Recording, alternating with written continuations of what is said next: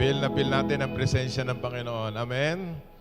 Katunayan, ang ibig sabihin niyan ay bawat oras, segundo, araw, buwan, taon, kasama natin ang Panginoon.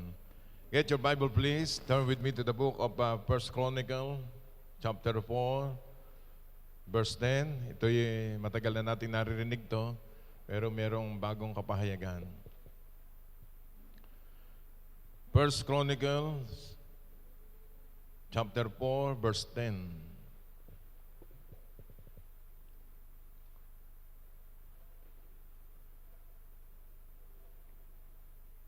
First Chronicles, chapter 4, verse 10. Sabi natin lahat, 4 Gs. Para madaling tandaan. Sabi natin ulit. Ayan. And Jabez called on the God of Israel, saying, "Oh, that you would bless me indeed. Enlarge my territory, that your hands will be with me. And that you will keep me from evil, that I may not cause pain." So God granted him what he requested.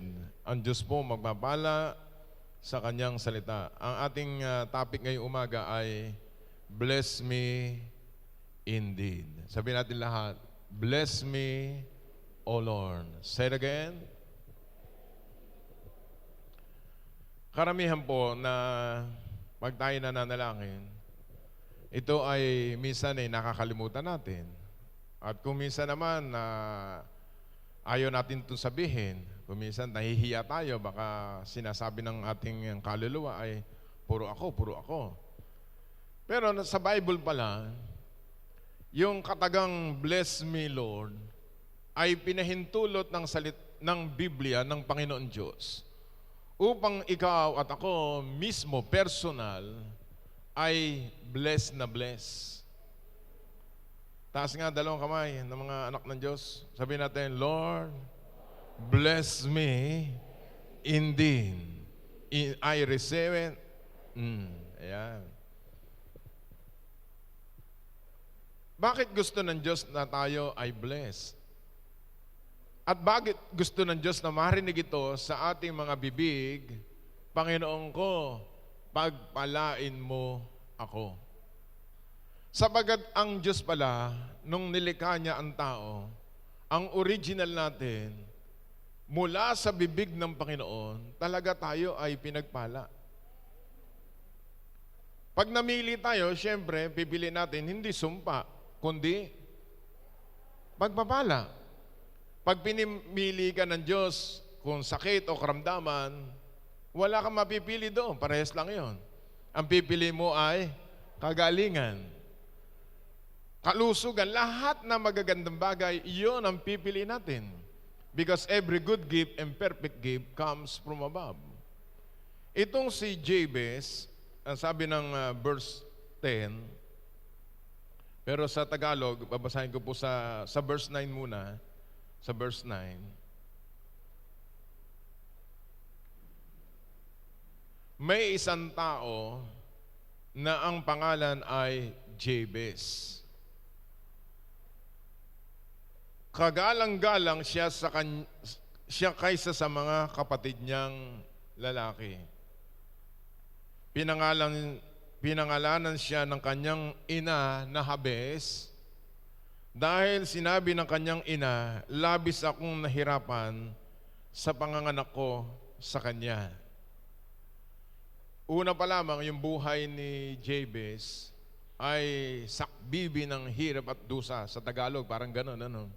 Ang kanyang karanasan ng kanyang ina. Baga sa ina, pinanganak yung anak, para bang, ang anak ko to, parang malas. Ano? Katatapos lang meron po mga taong gano'n, katatapos lang ma-COVID sumunod naman COVID na naman. Yung iba naglalakad lang napangama lang, ikaw ba yung ano doon? Ano? Artista? Maraming karanasang hindi makalimutan. Meron palang mga taong ganon. Ito palang si Jabez, pero sabi dito, Jabez was more honorable than his brothers. Mas kagalang-galang siya sa kanyang mga kapatid. Subalit sa kabilang banda, yung kanyang ina, na ipinanganak yung kanyang anak, punong-puno ng kahirapan o kalungkutan. Baga sa tao pinanganak na o pinaglihi pa, siguro na naglilihi, ang napaglihan yung kapitbahay. O ewan ko kung saan napagliha Ang sabi dito labis akong nahihirapan sa panganak ko sa kanya. Pero hindi doon natapos ang istorya ni Jabez. Kapatid kaibigan, hindi pa tapos ang Diyos sa iyo. Kung ikaw ay dumaraan sa mga pagsubok, mga suliranin, mga tragedy, mga challenges sa buhay mo, hindi pa tapos ang Diyos sa iyo. At ang Diyos ay may ginagawang magaganda na kuminsan parang hindi pa naiisip. Kuminsan hindi pa nakikita ng yung dalawang mata. Pero sasabihin ko sa iyo, mas magaganda ang plano ng Diyos kaysa sa plano natin sa buhay natin.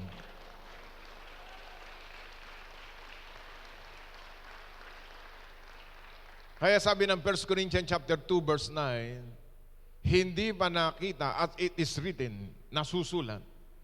1 Corinthians chapter 2 verse 9, hindi pa nakita ng mata. Hindi pa nakita ng mata. O narinig ng tenga.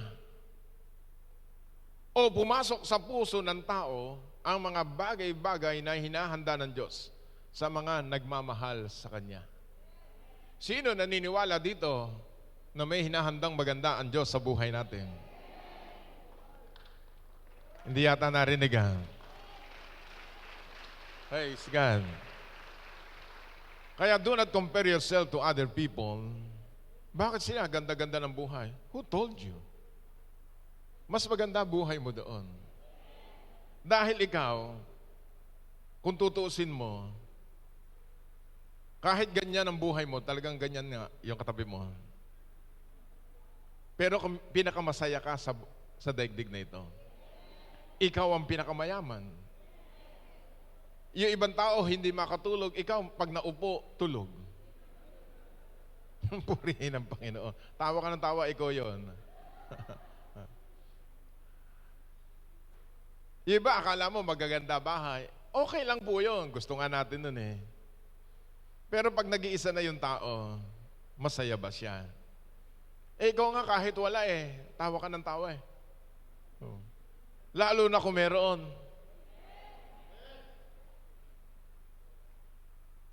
Mag-anak kang kumain. Para lalo kayong ganahang kumain, i-date nyo ang inyong mahal sa buhay diyan po sa Heaven's Blend. Bukas na po. Praise God.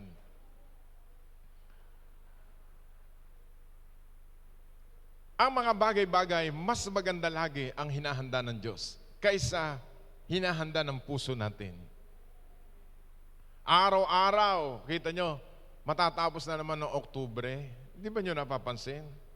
Ang buhay may paganda ng paganda. Palakas ng palakas. Patibay ng patibay ang pananampalataya. Dahil yun ang gusto ng Diyos sa ating lahat. Kaya isang araw, itong si Jabez, 1 Chronicle 4:10, hindi lang natapos doon sa verse 9. Nilagyan pa ng talatang 10, 1 Chronicles chapter 4 verse 10. Ano ginawa ni Jabez? And Jabez called on the God of Israel. Ang ginawa ni Jabez ay tumawag sa Diyos ng Biblia.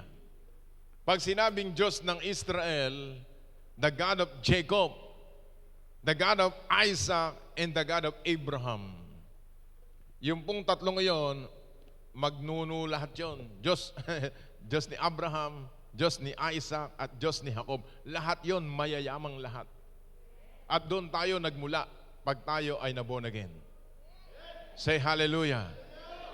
Tawag doon, lahat ng pangako ng Diyos kay Abraham, atin lahat yun. Bakit sinabi doon that Jabez called on the God of Israel? Sabagat ang Diyos ng Israel, mismo si Jacob, ay nanalangin din ng ganito. Number 1. Ayan, nakita nyo. That Lord, you Lord, bless me indeed. The first word na lumabas sa bibig ni Jabez ay, Panginoon, pagpalain mo po ako. Seryoso si Jabez. Kapatid, ikaw ba'y seryoso? Na gusto mo ba talagang ikaw ay pagpalain ng Panginoon? Kaya huwag kang papayag, ikaw ay laging nagdadalamhati, laging naiiyak sa problema at suliranin para kang inaglahi. No! Ang sabi ng Biblia, 1 Chronicle 4:10, oh, that you will bless me indeed. Sabihin natin lahat, Lord, bless me indeed. Kasi ang ating pananaw, nung hindi pa tayo nakakilala sa Panginoon, kung ano lang ang dumating sa buhay natin, okay lang. Nako, baka ito'y pagsubok sa amin dahil ako isang makasalanan. Tinatanggap ko to. Ba't mo tatanggapin? Huwag mong tanggapin. Return to sender. Kapag ba may nagpadala sa inyo ng hindi maganda, tatanggapin nyo? No, amen. Sino nagpadala niya? Galit ka pa. Ibalik sa nagpadala. Pero pagka pinadala sa inyo, Shakey's Pizza, tanggapin yan. Bakit? Masarap. Malinamnam. Ladies and gentlemen, James 1:17, every good gift and perfect gift comes from above. Kagalingan, isang uri ng pagpapala. Masaganang buhay para sa iyo at para sa akin. Say hallelujah. Sabi natin lahat, Lord, bless me indeed. Tingnan natin si Jacob. Kung bakit nailagay doon sa 1 Chronicle 4:10, tumawag siya sa Diyos ng Israel. Genesis 32. Pangalawang talata na gusto ko bigay sa inyo, Genesis 32, yung katagang sinabi niya sa verse 26. And he said, let me go in the day breaketh. And he said, I will not let you go unless you bless me. So sa dalawang talata na po yun, bibigyan natin diin. Lord, hindi ako papayag, hindi ako mapopromote sa aking posisyon. Lord, hindi ako papayag, tatandang ano? Kayo na bahalang magsunod ng talat. Na ako'y ganito lang.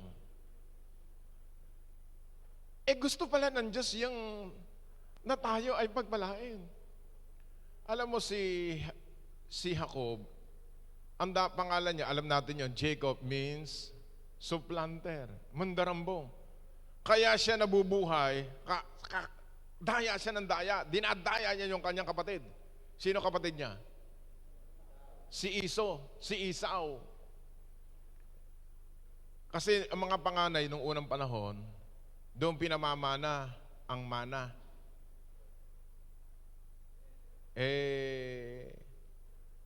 Ang ginawa ni Jacob, naloko yung kanyang kuya. So, napunta sa kanya. Pangalawa na naman, yung tinatawag na birthright, nakuha niya. Yung pangalawa, yung blessing ng kanyang ama. Dapat sa panganay yon, yung blessing. Nadaya na naman, kakutsaba yung nanay. Kaya maraming nanay, kakutsaba isang anak eh. Huwag ka sasabihin to, anak, binigyan kita ha. Sabi nung anak, meron ako. Nahuli tuloy. Nakuha niya. Kaya ang ginawa ni Esau, ay nagtakang papatayin kita. Kung minsan sa magkakapatid, ganun eh.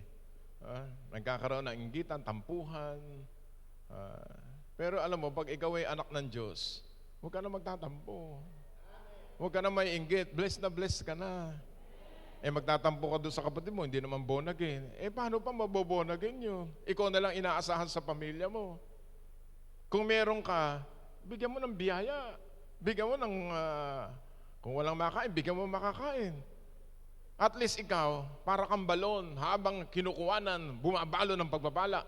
So dinideklara ko sa lahat ng dumadalo't nanonood ngayon, the blessing will overflow in your life in the name of Jesus. Say hallelujah. Ang magandang patakaran ni Jacob, ang sabi niya dito, tingnan mo yung verse na yan. And said, let me go, for the day breaks. But he said, I will not let you go unless you what? You bless me. Kaya ka bless na bless ngayon. Meron kang prinsipyong ganyan. Ang tawag diyan ay kapalmuks. Ano yan? Makakapal tayo sa ating Ama sa langit. Hindi ka nahihiya. Ang tawag sa iyo, kalabit penge. Hindi ka tumitigil hanggang hindi mo nakukuha ang pagpapala. Lord, hindi ako papayag, hindi mo ako bibigyan ng magandang bahay. Say hallelujah. Iba, gumigive up kagad. Hindi pa nakakarating sa langit eh. Umaayaw na. Mga kapatid, ang mga umaayaw, hindi nagwawagi. Say hallelujah. Kaya don't give up. Amen. Alam mo, ang istorya nito, si Jacob, nanalangin sa Diyos. Pagkatapos ng madaling araw, nakatanggalin niya yung, ang tawag doon ay theophany. Talagang hinawakan ang Panginoon. At ang sabi niya, Lord, I will not let you go unless you will bless me. Panginoon, hindi ako pwedeng kunin mo muna. Gusto ko, bubuhayin mo pa ako. Bibigyan pa ako mahabang buhay, Panginoon. Ano nangyari sa verse 27? Nung marinig ito ng Diyos, bless me, He said to him, what is your name? Sabi sa iyo ng Panginoon, ano pangalan mo? Di ba pag in-interview kayo, what is your name? Ano pangalan mo? Sabi ni Jacob, Jacob. Di ba alam naman ng Diyos yun? Jacob ang pangalan niya. Ba't tinanong pa? Kasi maraming tao nagkukumari, hindi pala siya yun. He said, Jacob. Kasi yung pangalang Jacob, alam ng Diyos, mandarambong, mandaraya. Laging dinadaya yung kanyang mga kasamahan. Verse 28, nung na-enkwentro niya ang Diyos, so he said to him, he said, your name shall no longer be called Jacob, but Israel.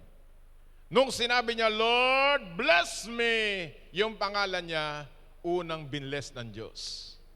Kaya kapatid, nung tanggapin mo si Jesus bilang Panginoon tagapagligtas, ang pangalan mo ay blessed na blessed na. Ang pangalan mo ay blessed na blessed na. Ang pangalan mo ay blessed na, hallelujah. Dating inaayawan na ibang tao, ngayon, naku si sister, iba na yan. Pinagpala ng Panginoon. Saan kaya dumadalo yan? Pag tinanong ka, saan ka dumadalo? Doon. Sa Jesus Christ the Deliverer. Magaganda mga tao doon. Ang mga pumapasok doon paglabas na hindi maganda, gumaganda. Pag pumasok yan, alam mo yung sister natin, kapitbahay natin yan, 85 na yan, nung dumalo ng hallelujah, praise the Lord, sumasayaw yan lagi. Ang lakas nga ng boses ng kapitbahay natin yan pag lumalabas mukhang 65. Pero 85 na. Pero isang kapitbahay natin, 55 lang, mukhang 90. Yung pangalan mo, pinagpala ng Diyos. Kasama kasi yun sa pangako ng Diyos, I will make your name great. Ang pangalan ng asawa ko, Lilibet. Ganda ng pangalan, di ba? Ako, mabait. Oh. Pagka may bet, ang ibig sabihin niyan, house. Sa Hebrew language means house. Kaya sinatawag na Bethlehem, house of bread. Lagi may bet. Elizabeth, Lilibet, Queen Lilibet. Amen. Say hallelujah. Bawat pangalan nyo, iningatan na ng Diyos, pinagpala na kayo ng Panginoon. Binago na ng Diyos yung pangalan nyo papunta na doon sa magandang buhay. Amen. Kaya sabi ng Panginoon kay Jacob, mula ngayon, iba na pangalan mo. Kapatid, huwag ka nang babalik sa dati mong buhay. Iba ka na ngayon. Dati kang masungit, iba ka na. Ano ka na nga lang ngayon? Konting sungit na lang, amen? Hindi. Mabait na. Dati ikaw ay sumpungin. Letrang S. Sumpungin. Nawala na yon. Dahil si Kristo na nabubuhay sa iyo. Bago ka na ngayon. Pag pumapasok ka sa iyong pinapasukan, nakikita yung gloria ng Diyos. Tingnan mo si sister, dati yan ubod ng ubod. Ngayon ubod ng bait. Walang umi-amen yata. Say hallelujah. Buti ngayon, hindi nahalata kayong hindi kayo nakangiti dahil naka-face mask kayo eh. Di ba? Ang sabi ng Bible, tingnan po natin. For you have struggled with God and with men have prevailed. Verse 29. Verse 29.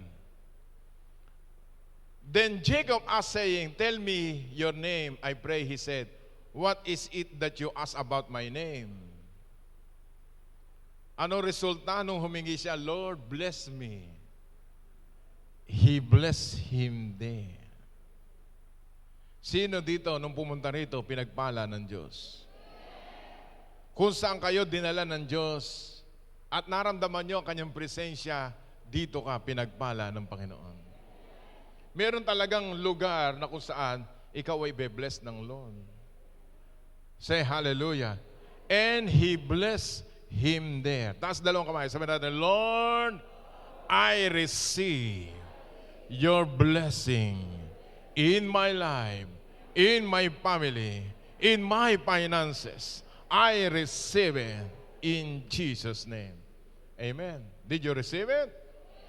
Say hallelujah. Lahat ng pinagpala, palakpakan natin ang Panginoon sa kanyang kabutihan. Hallelujah.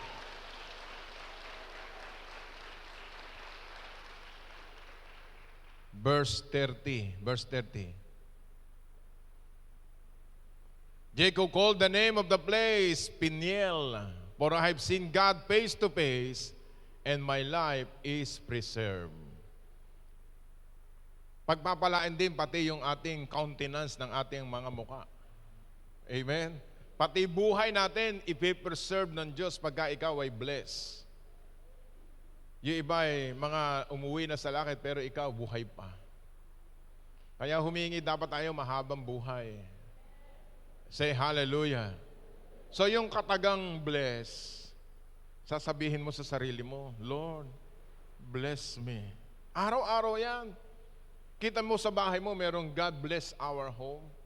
Pag nakikita yung magkukumare, God bless you. God bless you. Kung minsan bukang bibig lang yun, hindi tako sa puso. Ibalik mo dun sa 1 Chronicles 4:10. Iyan ho si Jacob. Pangalawa si Jabez. Isang J, Jacob. Pangalawa J, Jabez. And Jabez called the God of Israel. Natutuhan niya yon, kaya nag-Israel. When you say Israel, Prince of God. That you will bless me indeed. Sabihin nga natin lahat, Lord, bless me indeed. Say it again, Lord, bless me indeed. Pagka nakita niyo yung salitang bless me sa Bible, maraming karuktong pala yun. Maraming karuktong. Ang susunod no, Lord, enlarge my territory. Ayaw lamang pala ng Diyos, ikaw nandiyan lang sa isang tabi. Gusto ng Diyos, may enlargement of your territory. Dumarami ang iyong kaibigan. Marami kang nasesharean. Lumalagana pa yung pagpapala. Hallelujah. Enlargement of your territory. Pati kabuhayan mo, kayong mga negosyante, ini-enlarge ng ating Panginoon. Dahil nanalangin ka na isang araw sa Diyos ng Israel, Lord, pagpalain mo po ako. Na-enlarge ang salvation ng iyong pamilya.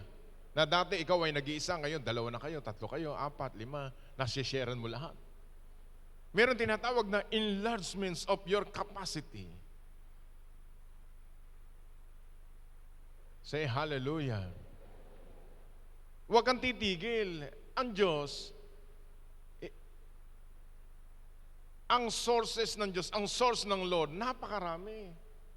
Pag nagsarado isa, meron pang 7 nakabukas para sa iyo. Marami pang naghihintay sa iyo, hallelujah, na pagpapala. Kaya huwag kang mawawala ng pag-asa sa buhay mo. Amen? Another thing that your hands will be with me. Lord, pwede ba yung kamay mo, idantay mo sa akin? Ikaw na magmaniobra ng aking kabuhayan, ng aking pamilya. Kasi kapag ang kamay ng Diyos kumilos, imposible, magiging posible. Siya na ang hihipo ng puso ng tao para bigyan ka ng pabor. Say hallelujah. Tingnan niyo po yung Proverbs 21 verse 1. Proverbs 21 verse 1. Proverbs 21 verse 1. The king's heart is in the hands of the Lord. Like the rivers of water, He turn it wherever He wishes. Ano daw yung nasa kamay ng Diyos? Ang puso ng hari. Katulad ng tubig sa batisan sa ilog, kung saan niya igawi, doon niya igagawi. Purihin ang Panginoon. Lahat ng pabor ng tao, ginagawin ng Diyos papunta sa iyo. Umaagos parang ilog ng batisan, papunta sa iyo, papunta sa akin. Bakit? Ang blessing ay may pangalan. Kaya sabi ng Bible, bless me indeed. Pagpalain mo ako. Yung pangalan mo, may pangalan yun. Kami mag-asawa, pag may nagbibigay, nakasobre. Bishop Ted Malang and Pastora Lily Malang. Hating mag-asawa yan.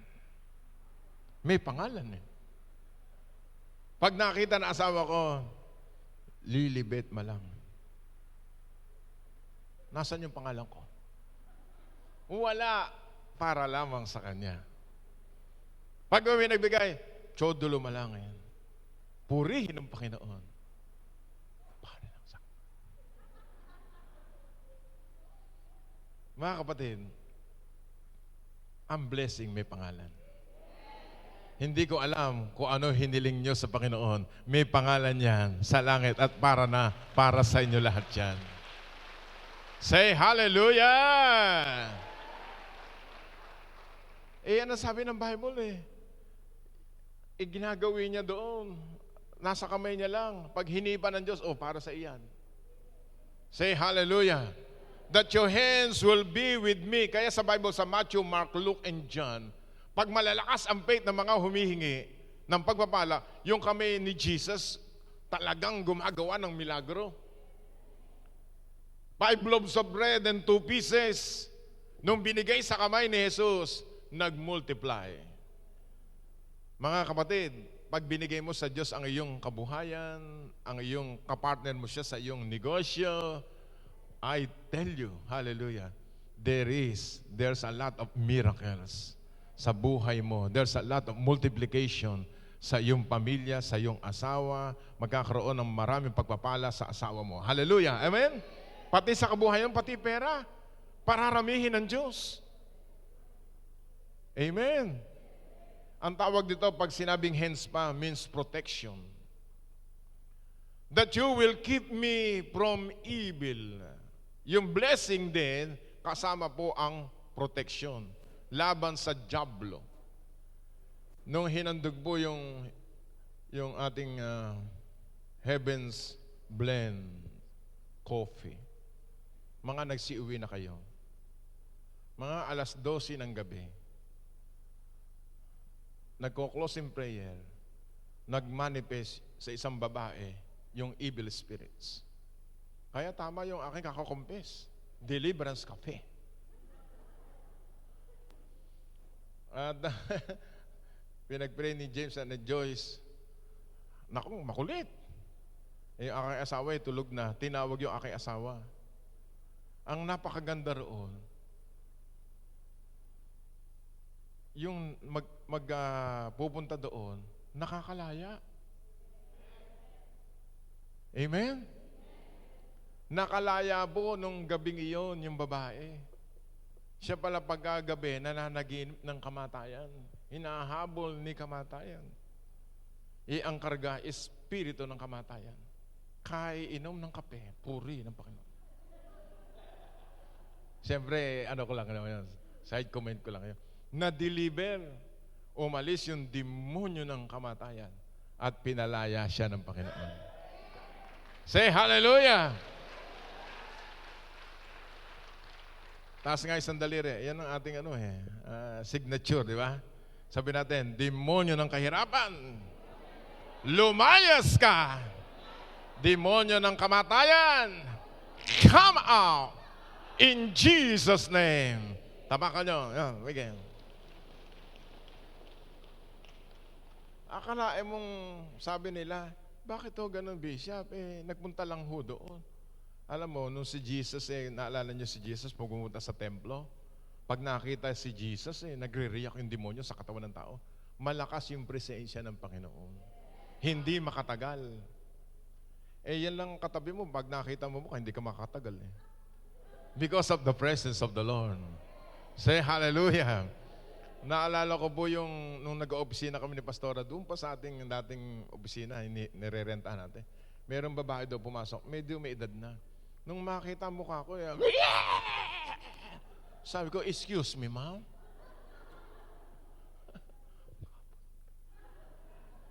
Bakit? Ano nangyari sa inyo? Naku, ako tinakot pa. Kararating lang doon. Sabi ko sa mga leader, kunin niyang babae niyan. May kargang demonyo. May karga nga. Nakita lang yung mukha ko, bakit? Yung anak ko naman babae, sinend ako ng picture ko. Ako mismo nahiya sa sarili ko. Ang pangit ko pala. Sister Guy, pinamimigay mo picture ko, ha? Praise God. Purihin ang Panginoon. Sabi ng awitin, binabago mo ako araw-araw. Ayan, bago na. Amen? Say hallelujah. Pinagpala na ng Panginoon. Tapos yung isa naman babae, taga Rojas City. Mag-boyfriend kasama yung magiging biyanan. Pumasok din doon sa church, natin doon sa opisina. Kasi ang lakas ng power Abay, pagka may kupo doon sa babae, nabuhal. Nagsisigaw. Wag mo akong pakialaman! Bakit? Sino ka ba? Ako yung mangkukulam. Mangkukulam? Sabi ng boyfriend, mangkukulam pala yung girlfriend ko. Sabi ko, brother, hindi. May kargang mangkukulam. Kinulam yung girlfriend mo. Purihin ng Panginoon, nakalaya. Because of the name of Jesus Christ, the Son of the living God. Taas ulit isang daliri, sabi na, demonyo ng hindi sa Diyos. Lumayas ka. Espiritong hindi sa Diyos. Come out in my life. In Jesus' name. Ayan. Amen. Tapakan mo. Ayan.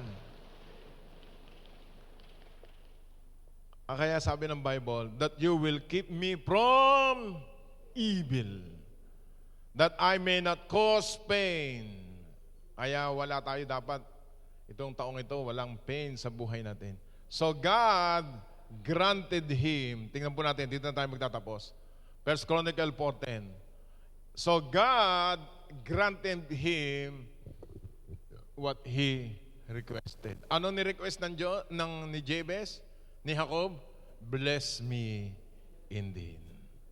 Purihin ang Panginoon. Lagi mo sasabihin yan, Jesus, pwede ba pagpalain mo po ako? Itong talatang ito, very significant sa buhay natin. Ang deliverance po, pag lumabas yung demonyo, papasok ang pagpapala. Kaya hihingan mo yun, susundan mo yung prayer na yun, Lord, ako po'y pagpalain mo. Ang pagpapala po, spiritual, material, physical, financial, relation, sa pamilya. Kailangan masaya pamilya natin. Say hallelujah. Kasama po yan. Lord, pagpalain mo aking katawang panlupa, bigyan mo pa ako ng mahabang buhay. Kahit ako'y nagkakaedad, palakas ng palakas ang ating katawan. Amen. Pagpalain mo ang aking emosyon, kasama po yun, emotional blessing, na kailangan matatag ang ating pananampalataya sa Panginoon. And God granted him what he requested. Tayo po yumukot po, tayo manalangin. Salamat po, Panginoon, sa iyong salita sa 1 Chronicles chapter 4 verse 10, Genesis 32:26, ang katagang bless me indeed. Sabihin natin lahat, Panginoong Jesus, 2,000 taon kakaraan, binayaran mo lahat ng sumpa sa krus ng Kalbaryo. Binayaran mo aking kahirapan, ang aking kasalanan, ang aking karumihan sa magitan na iyong dugo. Panginoong Jesus, marami pong salamat. Ako po ay pinagpala mo ngayong umagang ito. Taas mo dalawang kamay mo. Yuko pikit. Sige, sabihin mo yung katagang, Lord, bless me indeed. Sige, samahan niyo po kung ano mga prayer request niyo. Sige. Close your eyes and bow your heads. May regalo ang Diyos sa inyo ngayong umaga. This is a pre-anniversary celebration.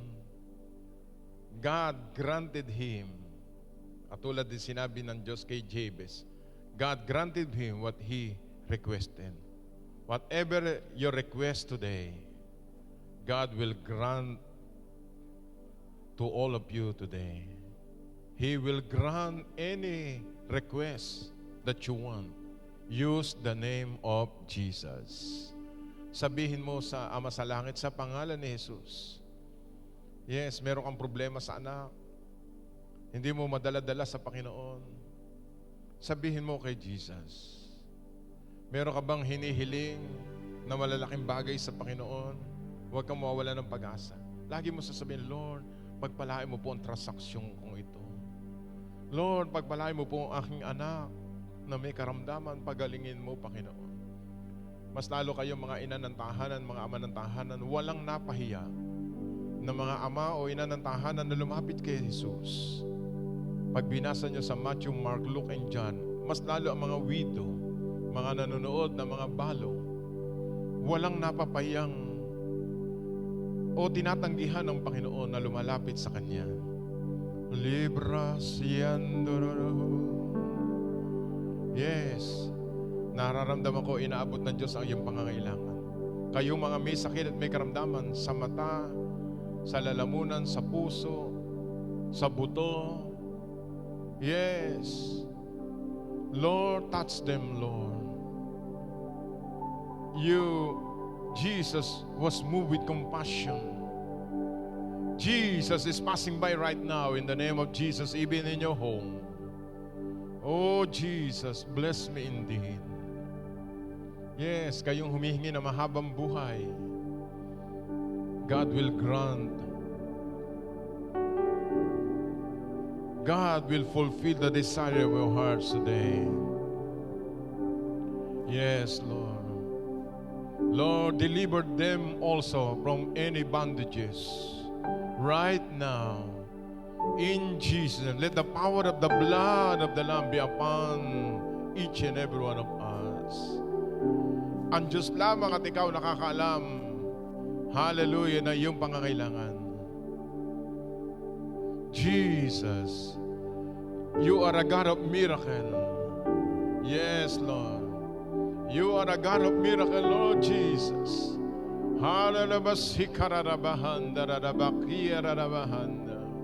Yes, Lord. Jesus will do miracle in your life. Only believe. Only believe right now. Yes. Huwag kang papayag na ikaw ay mahirap pa rin. Huwag kang papayag na ikaw ay nangihina. Katulad ni Jacob, sabi ni Jacob, Lord, I will not let you go unless you will bless me. Jesus. Yes, Lord. You are a God of miracle, Lord.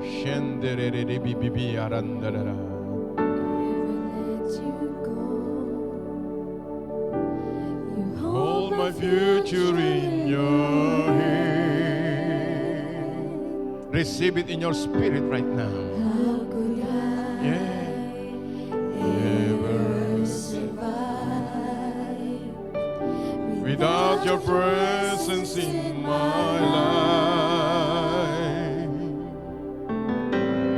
This all I'm feeling inside is coming alive. It's coming alive. It's a miracle when you believe. Reach out your hand. touch His presence once again? Kayo pong merong hinihiling ngayong umaga, yung para bang imposible sa inyo na mangyayari, tumayo ka sa iyong inuupuan. Lahat na merong kahilingan, mga imposible, stand up in your feet. God will bless you. Jesus. Kayo po mga nasa loob ng tahanan, close your eyes and bow your head. Stand up on your feet. Jesus will touch your request. How could I ever let you go? You hold my future in your hand.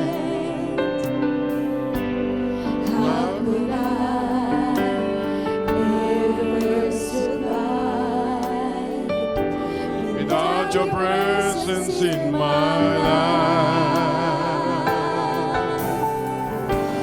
This it's all I'm feeling inside. It's coming alive. Receive your miracle right now. It's coming alive. There is a miracle. You believe it's on your head. His presence once again.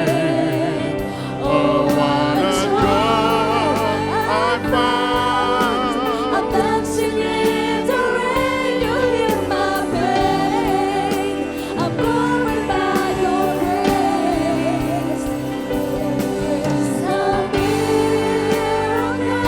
Oh, hallelujah, hallelujah.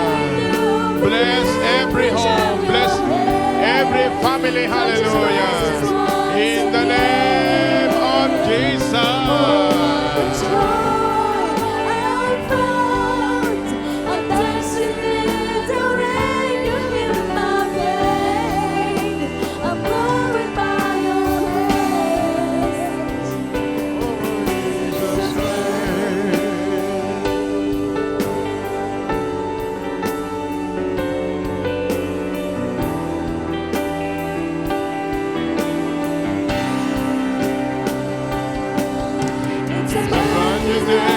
Our praise not in vain.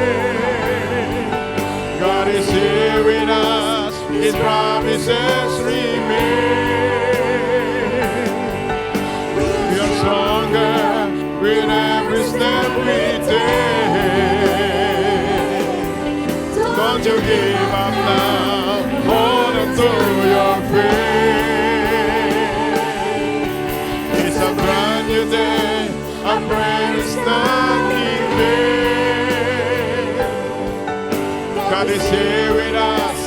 His promises remain.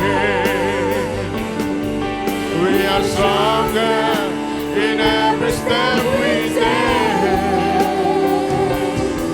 Don't you give up now. Hold on to your faith. It's a miracle. Receive your miracle right now. Kayo po mga tumayo. Receive it in your spirit. That you are blessed today. Hallelujah.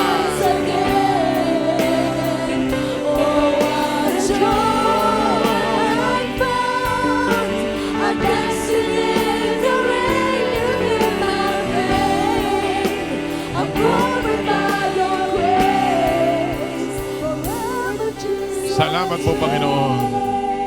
Nangyari lahat ng pagpapalang ito because of your Son, Jesus. Lord Jesus, thank you. Ikaw na mayaman sa lahat ay naging dukha upang sa kayong karukaan, kami lahat ay sumagana. Nagpunta ka sa lupa para kami bigyan ng buhay na walang gan at buhay na may kasaganaan. Receive it in your spirit that God answered your prayers. God granted your request today. Thank you for the healing power. Thank you for the miracles. Thank you for financial breakthroughs in our lives today.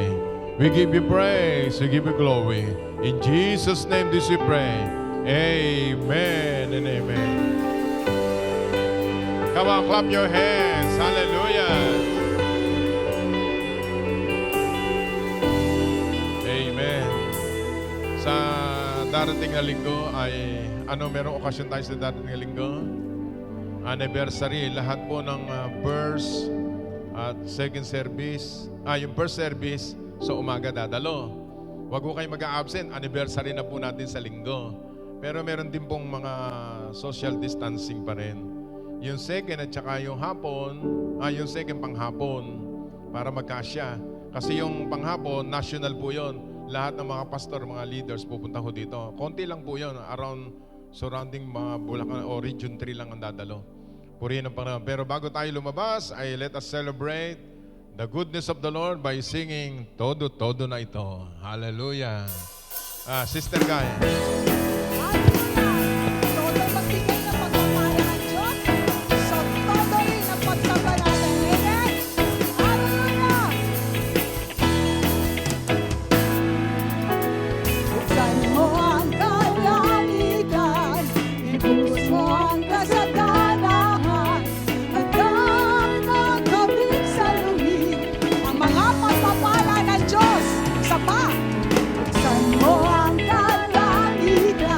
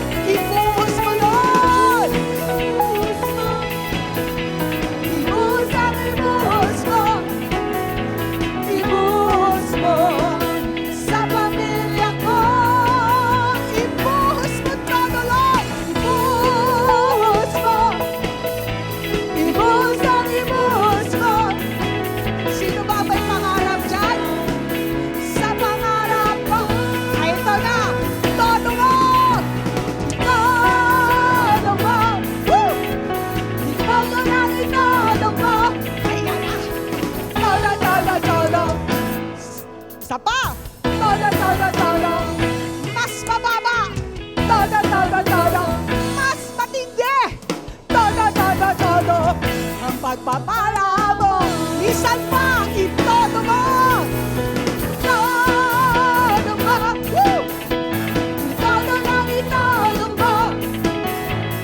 Todo, todo. Yung mga kalalakihan. Todo, todo. Talo na kababaihan yan. Todo, todo. Lahat ng kabataan. Lahat ng lolo at lola. Bakit hindi lola na ako? Lahat ng anak ng Diyos. Amen. Isa pa. Todo, todo, todo. Ang pagpapala mo. Woo! Todong magbigay si Lord. Amen. Kaya todo rin dapat ang pagsamba. Hallelujah! Thank you, Lord! Thank you, Jesus!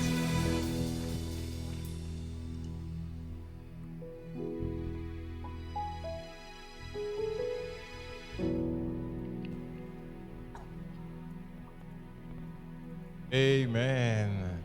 So, advance happy anniversary sa ating lahat. At sa lahat po ng leaders ay meron tayong deliverance session sa darating na Tuesday, 2 to 5. At ang mga music ministry, hindi ko alam kung mamayang hapon, ano. Mamaya ko na i-announce. Taas natin dalawang kamay natin sa Panginoon sa pagtatapos natin pong first service. Ang second service, alas 10:30. Kasama na rin po yung mga dumadalo sa FB live streaming. Ang pagpapala ng Diyos Ama, Diyos Anak at Diyos Espiritu Santo ay sumaating lahat ngayon at magpakailanman. Balutan tayo ng dugo ni Jesus laban sa COVID-19 at dinideklara ko malusog na katawan, pinagpalang buhay, pag-iingat ng Diyos. Samahan tayo ng anghel ng Panginoon. Hallelujah. Let the walls of fire be upon us. To God be the glory, all the honor, all the praises belongs to God. In Jesus' name, amen and amen. God bless you sa inyo lahat.